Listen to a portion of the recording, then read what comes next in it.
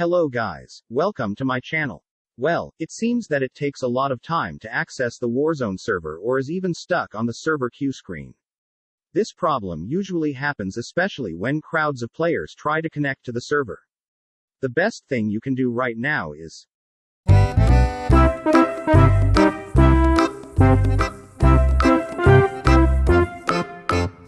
Method 1. Check server status. Whenever you encounter Warzone server queue issues, you'd better check Warzone server status first, because server-related issues could happen when Warzone servers are down. If so, you need to wait until the developers solve the problem. If Warzone servers are up and running, you can move on to the next method. Method 2. Restart your system. I always recommend people to do this in all my videos. Restarting your system will eliminate any temporary error which is occurring due to the old cookies and cache or the system's other software is clashing with your gaming software. All of these errors will be eradicated after a simple restart of the system on any other platform you use. Method 3. Check internet connection. That the culprit causing such an error on your Warzone may is your slow network connection.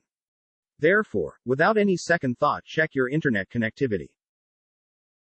If in case you're using a Wi-Fi connection, then by sitting close to the router. I also recommend Ethernet connection instead of Wi-Fi, because the Ethernet provides a stable connection, however the Wi-Fi might fail to provide a stable connection as Ethernet. Because if some of the mobile devices are connected with your Wi-Fi, then your internet speed might get unstable. On the other hand, if you use Ethernet, you will not face the unresponsive internet connection. Besides, you should halt any downloads that might be hogging the bandwidth. And make sure other devices aren't hogging the internet bandwidth. Method 4. Try Use DNS.